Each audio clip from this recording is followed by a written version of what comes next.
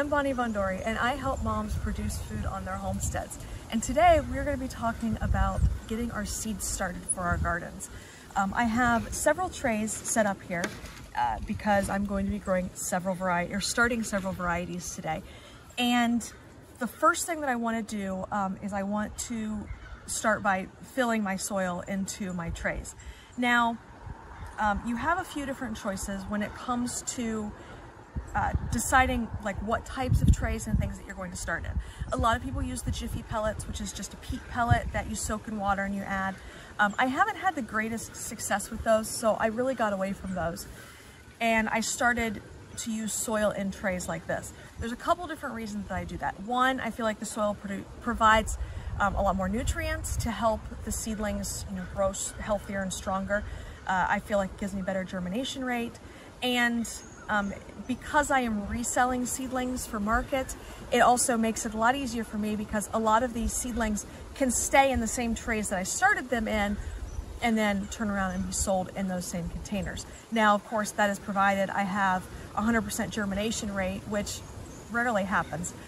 So I may end up having to consolidate containers, consolidate trays, shuffle things around, and also some of my seeds and some of my seedlings do better when they are sold in the 3.5-inch containers. So I will usually plant those up and wait until they're a little bit more mature before I actually sell them. But things like greens and lettuces and things like that, I usually sell in these 6-packs, and they sell really well. They grow really quickly. Now, I did, when I first started out, I was using tiny little squares just for the germination. It was a tray that I could start, I believe it was 266 cells at the same time in one tray. And it works really great. They do dry out a little bit more quickly because there's not as much soil in each block, but I was still getting good germination as long as I kept them watered every day. The problem I ran into is I am the only person physically running my nursery. I do have a couple of people who help me online with the things on the computer and the website, but when it comes to actually labeling everything and transplanting everything and packing orders and everything, it's just me. And I needed to really kind of consolidate my time. I decided to skip a step in terms of transplanting so that I don't transplant from those tiny little cubes up into these planters or up into these trays, but I go directly into these trays. The downside to that is I do end up using more soil. And anytime you are starting seeds and really growing in general and in containers, obviously once you plant into the ground, it's a different story. But when you are growing in containers, soil is always going to be your largest expense. And so I was really trying to save money by reducing the amount of soil that I would need because I don't want to use soil for seeds that don't end up germinating. However, it was costing me more in labor. And even though it's still me and I'm not paying myself an hourly rate, I have to keep that in mind. So to start off, I know that's a big, long explanation for this little tiny thing, but I wanted to get that out of the way. I have my soil mix here, and this is actually, you can see it's got a lot of perlite in it, but it is Pro Mix organic that I got from Ace Hardware, and then I just keep it in a Rubbermaid tub so that it stays dry, and it is very dry going into the trays, but that is okay. So I want to just go ahead and I'm going to fill these and just make sure that they are level. And just trying to get an even amount of soil in each block, as well as making sure that I don't have any large clumps. I do like that this is a nice, light, airy mix.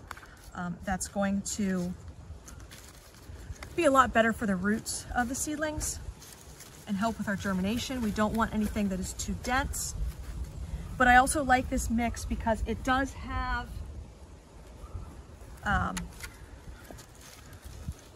the microbial spores in it, which is going to help the root system and germination and just our overall growth rate. And it's organic. Okay, so checking the bag, it is largely peat moss and perlite, although it does have a pH balancer in it because the peat moss tends to be a little acidic. but your seeds themselves will have enough nutrients in them for them to germinate. And then once they start germinating, I will actually fertilize them with a liquid fertilizer. All right, so let me go ahead and finish getting these trays filled up.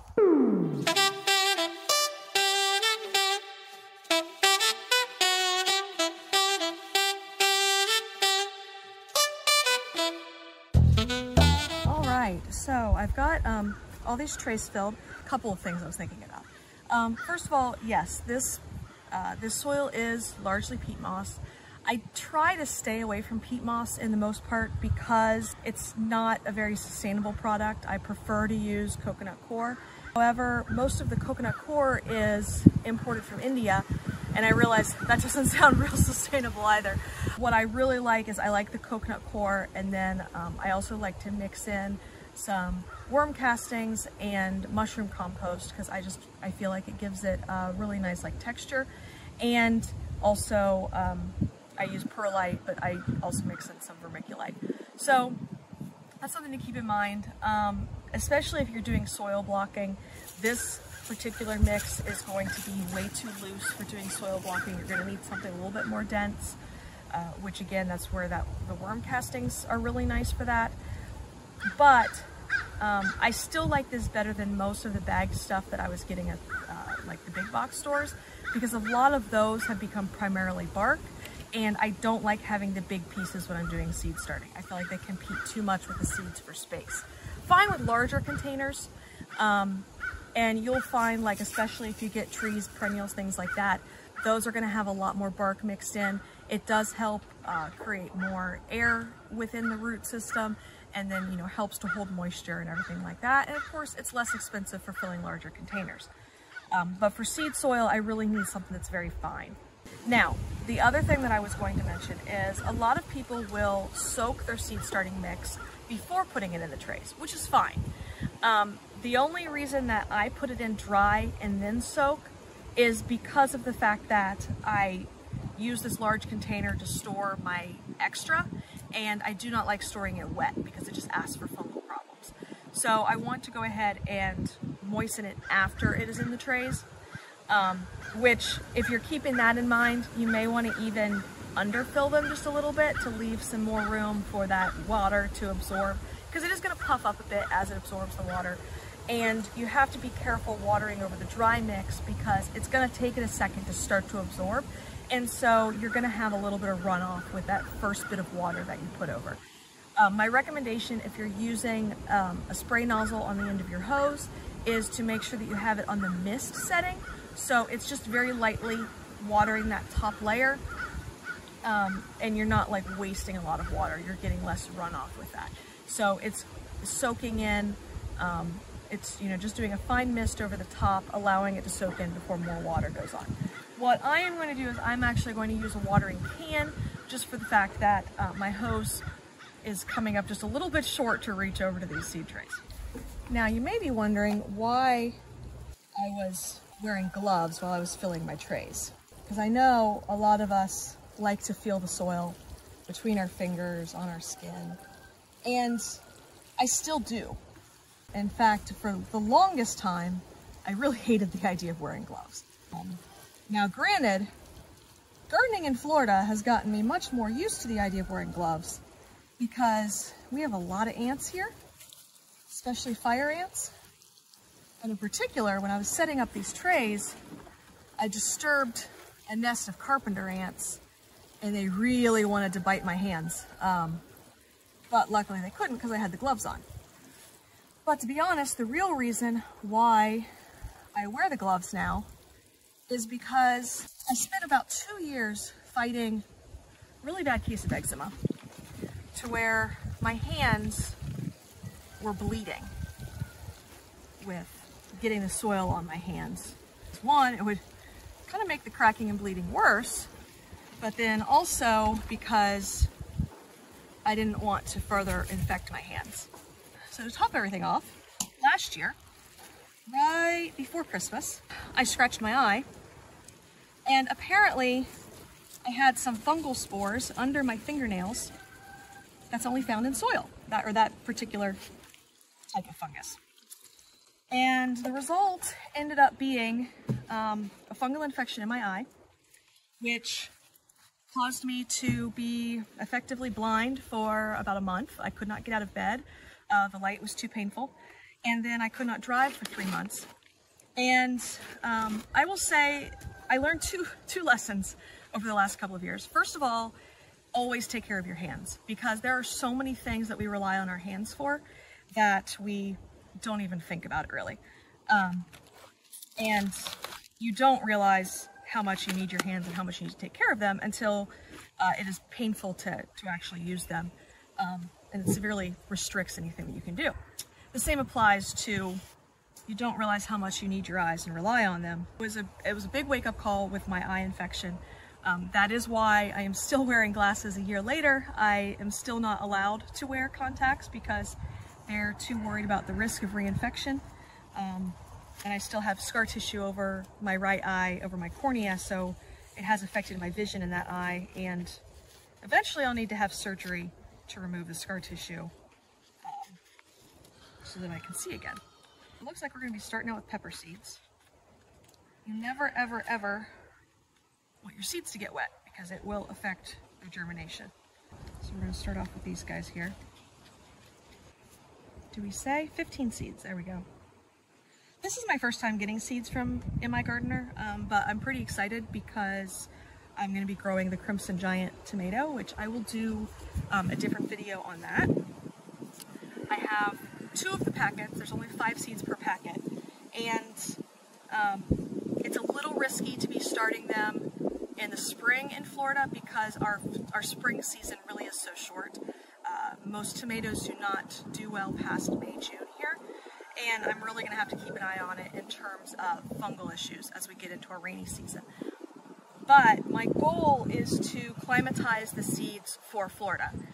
So I'm going to start 5 of them, 1 packet now in the spring, and then save the other packet for the fall to start in the fall, and try to grow them to save the seeds and then have more in the future. But of course the goal is that they will be climatized to Florida, which means they'll do better, produce better in Florida. But again, I'm going to do a different video about that later. So for these guys, for these peppers, I'm just going to start right here in the center tray. It doesn't really matter. All right, I've got 15. There's 6 cells. Help me do math, guys. All right, so I'm going to end up doing 3 cells. And what I do, I divide the tray in half this way. It doesn't really matter how you do this. And I am obviously going to put labels to make sure I don't mix these guys up. But to start off, I just set the seeds right on the surface. With pepper seeds, you aren't really going to go very deep. And a big thing with them is they like warmth. So my recommendation is really to plant your nightshades together. Now, of course, the only downside is if your seeds end up migrating around your tray and you have like 2 peppers planted next to each other, you might run into problems where you thought you were growing a purple pepper and it ends up being a jalapeno, because these are sweet peppers. But the reason I'm saying that you may want to plant them together is because they like warmth and heat, and so if you are going to well, really to help you speed up your germination, it's a good idea to put either saran wrap or a plastic dome over your nightshade seeds. So that's going to be your tomatoes, peppers, eggplants. I do still like to save my seed packets, even if they're empty, so I can keep them as a reference. One, if I got really good germination, that tells me who I got the seeds from and who I should probably order from next time. But then also, you know, it's going to have any relevant grow information for me on the back of the packet. So start indoors 8 to 10 weeks before last frost. I'm growing in Florida, so I never start my seeds indoors. I don't have room indoors to start my seeds. Days to germination, 10 to 21 days. Peppers in general are very slow growing, so that's something else to keep in mind. Germination temperature, which is very important, 75 to 85 degrees Fahrenheit. Now, that is typically our high temperatures during the day, but at night we do get cooler. We've been getting, 40s, 50s degrees at night. So that's another reason why it's a good idea to keep the humidity dome or the plastic wrap over the tray, because it's going to help to keep that soil temperature warm at night. Days until maturity, 75 days. Plant spacing, 12 to 18 inches. Really not going to have to worry about that until I go to transplant. And then full size, I'm assuming this means the actual pepper, 3 to 4 inches long. All right, the other thing that we want to look at is they like full sun, and we want to plant the seeds 1/4 inch deep. Obviously, most people are not going to be using a ruler. If I'm going 1/4 inch deep, I'm really just pressing them into the soil lightly. All right, I'm not really even pushing them down that far. And I will say, pepper seeds look a lot like perlite. Anyway, but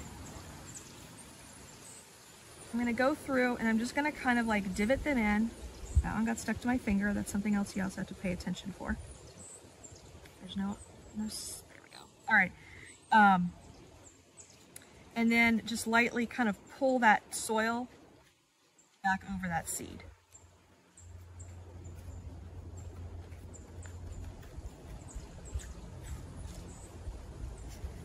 And I'm going to water again, and that's also going to help to pull some of that soil on top of the seed. But what you really have to watch for when you do water that second time is that your seeds don't float away. So that's when it's really important just to like mist them and not drown them, because they will actually come up out of the little cell, and they may float off the tray. They may float to another cell somewhere on the tray. I've had really weird things happen in terms of seeds ending up where they're not supposed to be. We're just going to,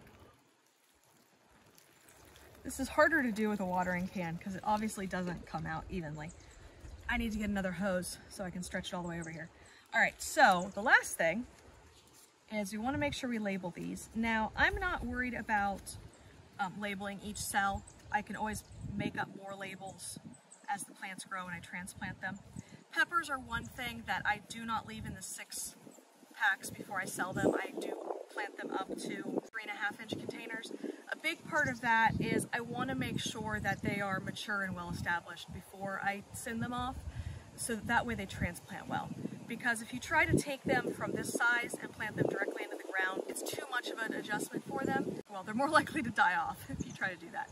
So they have much better success if I upplant them a little bit and baby them for a little bit longer, get them just a little bit woody so they're not quite so tender before sending them off to their new homes. All right, so these guys were Purple Beauty Pepper. And what I will usually do, this is an actual garden marker. You can use Sharpies. I really haven't had much issue with Sharpies. They do tend to fade. I think that because my seasons are so short and I'm going through, like, I'm changing out the markers so frequently, like these markers, not this marker, that by the time it fades, I'm usually kind of done with that plant anyway. And I'm mostly using these for the seedling stage. So I will use Sharpies quite a bit. But I am trying out the garden markers because they are supposed to last longer, less likely to fade. So it's got a really nice tip on it for writing. So my writing ends up looking a lot better. So what I will do is I will put just pepper on one side because, I don't know, maybe I just write bigger than everybody else, but I can't get the whole name to fit on one side.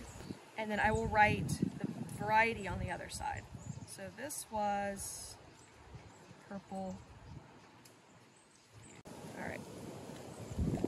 I end up with the variety pointing towards me because I generally know that it's peppers, and I can always look on the back if I'm not sure. Because the other thing is you'll end up with some things that will have the same variety name, but they're 2 different types of vegetables. So a good example would be Black Beauty eggplant and Black Beauty zucchini. All right, so that way, that's why I have pepper on one side and Purple Beauty on the other side. The only other thing I will say is that if you have these markers in here, the plastic dome will not fit over top, at least most of the plastic domes. I'm sure you could order taller ones that would fit. And obviously it's not going to fit with saran wrap. So if that is the case, then you may want to like tape it on the very top of the dome or the saran wrap so you still know what you have planted where. All right, so that is it. That is starting our pepper seeds, and I am going to go ahead and get the rest of my seeds going in the rest of my trays. Catch me next time for me talking about my Crimson Giant brush.